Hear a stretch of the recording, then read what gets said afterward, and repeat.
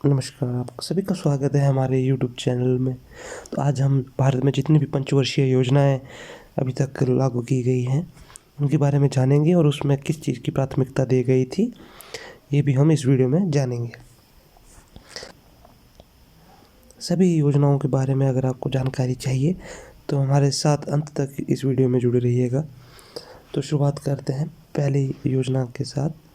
तो पहली योजना जो है पहली पंचवर्षीय योजना 1951 से लेकर 1956 तक हुई थी। ठीक है, तो ये भारत की पहली पंचवर्षीय योजना थी। उसमें भारत के प्रधानमंत्री जो है पंडित जवाहरलाल नेहरू थे, जो कि भारत के प्रथम प्रधानमंत्री थे। और यह भारत की राष्ट्रीय योजना है और जो प्रधानमंत्री की अध्यक्षता में योजना आयोग द्वारा विकसित और कार्यान्वित होती है। ठीक है, पहली पंचवर्षीय योजना में कृषि क्षेत्र पर विशेष जोर दिया था, क्योंकि उस दौरान जो है जो खाद्य पदार्थ थे उनकी बहुत गंभीर समस्या चली हुई थी। बहुत ही कम उस वक्त खाद्य पदार्थ थे। इसी पंचवर्षीय योजना के दौरान 5 इस्पात संयंत्रों की भी नींव रखी गई थी। तो इस जो पहली पंचवर्षीय योजना है उसके अंतर्गत कृषि, बिजली और सिंचाई को प्राथमिकता दी गई थी। इसके तहत कई बहुत से उन्होंने योजना चलाई थी भारत में। ठीक है, उसके बाद चलते हैं हम दूसरी पंचवर्षीय योजना जो शुरू की गई थी 1956 टू 1961। तो इस जो पंचवर्षीय योजना है इसमें उद्योग को प्राथमिकता दी गई और देश को लोगों के स्तर को ऊपर उठाने के लिए 5 वर्ष में राष्ट्रीय आय में 25% की बढ़ोतरी करने का सरकार द्वारा लक्ष्य निर्धारित किया गया था। तो इस योजना के उत्पादक क्षेत्रों के बीच निवेश के इष्टतम आवंटन निर्धारित क्रम में करने के लिए लंबे समय चलाने के आर्थिक विकास और अधिकतम करने का प्रयास भी किया गया। तो जैसे हमने बताया आपको कि प्राथमिकता इसमें उद्योग को दी गई थी और देश में उत्पादकों के जो घरेलू उत्पादनों को भी इसमें प्रोत्साहित किया गया था। उत्पादकों के जो घरेलू उत्पादन होते हैं नॉर्मल, जैसे घरेलू उत्पादन आप कह सकते हैं, कोई अचार बनाता है, कोई पापड़ बेचता है, इस तरह से जो घरेलू उत्पादन होते हैं उनको भी प्रोत्साहित किया गया था इस योजना के अंतर्गत। तो आप याद रखिएगा कब ये योजना शुरू हुई, 1956 टू 1961, और प्रथम कब शुरू हुई 1951 टू 1956। ठीक है, ज़्यादा मुश्किल नहीं है। 1951 फिर 1951 से 56 टू 61, ये हमारी द्वितीय पंचवर्षीय योजना होगी। उसके बाद हम चलते हैं हमारी तीसरी पंचवर्षीय जो योजना है उसको जो चलाया गया था 1961 टू 1966। ठीक है, तो उसी से आगे चले हम। जैसे दूसरी पंचवर्षीय योजना 1956 तक थी। तो इस योजना के अंतर्गत कई सीमेंट उर्वरक और संयंत्र भी बनाए गए और पंजाब में गेहूं का बहुत ज़्यादा उत्पादन शुरू किया गया। तो इस योजना के अंतर्गत कृषि और गेहूं के उत्पादन को भी बढ़ावा दिया था, लेकिन जो प्राथमिकता इसमें कृषि और उद्योग दोनों को दी गई थी, कृषि को भी और उद्योग को भी। तो ये डेट आप याद रखिएगा 1961 टू 1966। तो यहाँ तक तो नॉर्मल है कि भाई 51 से शुरू हुआ, फिर 51 से 56, फिर 56 से यहाँ पे हमने देखा 56 से 61 और फिर 61 से 66। यहाँ तक याद रखना बड़ा आसान होता है क्योंकि ये सीरियल वाइज मतलब चल रहे हैं, 51 से 56, 56 से 61, 61 से 66। लेकिन इसके बाद जो है डेट चेंज हो जाती है, चौथी पंचवर्षीय योजना। तो 66 के बाद 69 से यह योजना शुरू की गई। तो इंदिरा गांधी जब प्रधानमंत्री थी उस समय इस योजना को शुरू किया गया था। तो इस योजना के अंतर्गत जो इंदिरा गांधी की जो सरकार थी उन्होंने 14 प्रमुख भारतीय बैंकों को राष्ट्रीयकृत किया और हरित क्रांति से कृषि उन्नत हुई। और 1974 में इंदिरा गांधी ने गरीबी हटाओ का नारा भी दिया था। तो ये क्वेश्चन अलग से भी पूछा जा सकता है कि ये क्वेश्चन अलग से भी पूछा जा सकता है कि 1971, या फिर ये कह सकते भी इंदिरा गांधी ने कौन सा नारा दिया था। तो गरीबी हटाओ कब दिया था? 1971 में। तो इसमें किस चीज़ को प्राथमिकता दी गई थी ज़्यादा? आर्थिक विकास, कृषि और को प्राथमिकता दी गई थी। तो आर्थिक विकास जो होता है उसको और कृषि को प्राथमिकता दी गई थी। इसी में भी ज़्यादातर जितने भी योजना है तो कृषि को कहीं ना कहीं उसमें दिया है, क्योंकि भारत कृषि प्रधान देश है, इसलिए कृषि तो आना जरूरी है, लाजमी है एक तरह से। तो आगे बढ़ते हैं। 5वीं पंचवर्षीय योजना जो 1974 से 1979 तक चली थी। तो ये अकेली योजना है जो सिर्फ 4 साल तक ही चली थी। तो इसी योजना के अंतर्गत 2 अक्टूबर 1975 में इसी योजना के अंतर्गत 2 अक्टूबर 1975 में क्षेत्रीय ग्रामीण बैंक की स्थापना की गई थी। यहाँ पे एक आपका और क्वेश्चन क्लियर हो जाता है कि 2 अक्टूबर 1975 में क्षेत्रीय ग्रामीण बैंक की स्थापना की गई थी। तो इस योजना के अंतर्गत सामाजिक एवं जो क्षेत्रीय असमानता को कम करने और गरीबी उन्मूलन के साथ आत्मनिर्भरता प्रदान करना इस योजना की प्राथमिकता थी। लेकिन अगर कहा जाए तो गरीबी उन्मूलन और आत्मनिर्भरता इसकी प्राथमिकता दी गई थी इस योजना के अंतर्गत।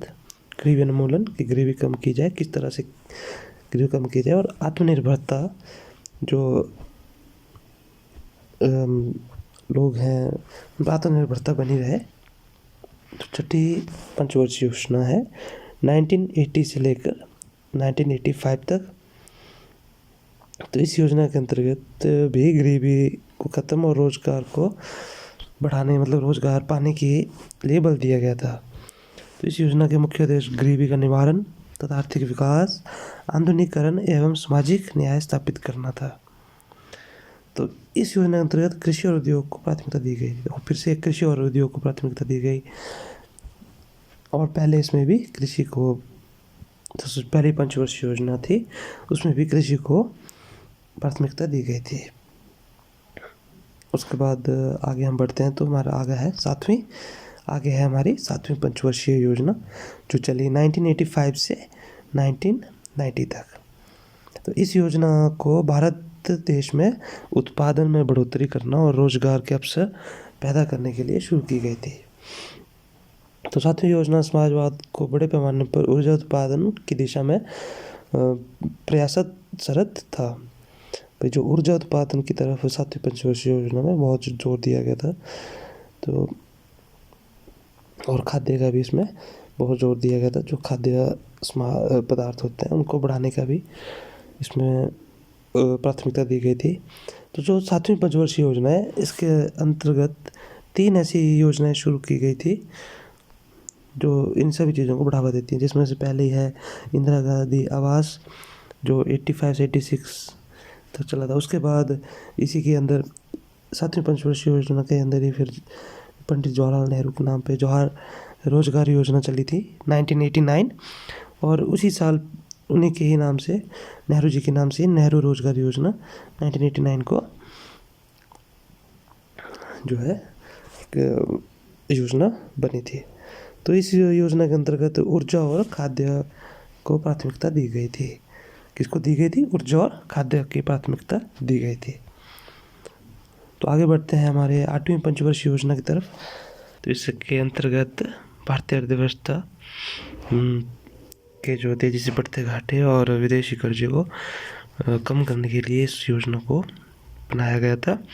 इस योजना के तहत जनसंख्या वृद्धि, गरीबी में कमी और रोजगार सृजन में नियंत्रण करने, और बुनियादी ढांचे निर्माण, पर्यटन प्रबंध, मानव संसाधन विकास, पंचायती राज, इसी तरह के और लोगों की भागीदारी की मजबूत बनाने के लिए 8वीं पंचवर्षीय योजना का निर्माण किया गया था, या 8वीं पंचवर्षीय योजना बनाई गई थी। इसमें प्राथमिकता जो मानव संसाधन और शिक्षा को दी गई थी। तो मानव संसाधन अगर एग्जाम्पल के लिए बताऊँ तो मानव संसाधन जिसका का मनुष्य जो है यूज़ कर रहे हैं या किसी भी वस्तु का यूज़ कर रहे हैं वो संसाधन हो जाता है। जिस तरह मैं इस मोबाइल फ़ोन का यूज़ कर रहा हूँ तो ये मेरे लिए एक संसाधन है।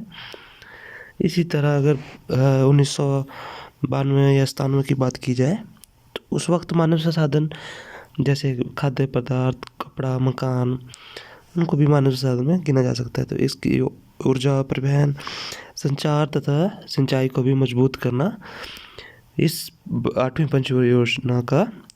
पंचवर्षीय योजना की प्राथमिकता थी।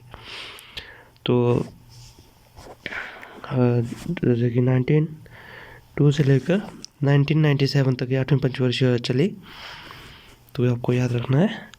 नेक्स्ट आगे बढ़ते हैं, जो है हमारी 9वीं पंचवर्षीय योजना, जो 1997 से लेकर 2002 तक चली।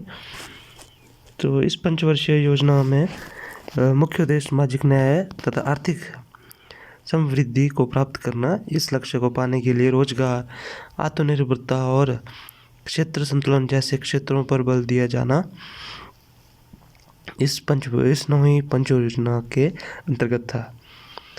ठीक है, तो इसमें प्राकृतिक संसाधनों को उचित तरीके का उपयोग करना और पूर्ण रूप से संरक्षण करना भी इसी योजना के अंतर्गत था।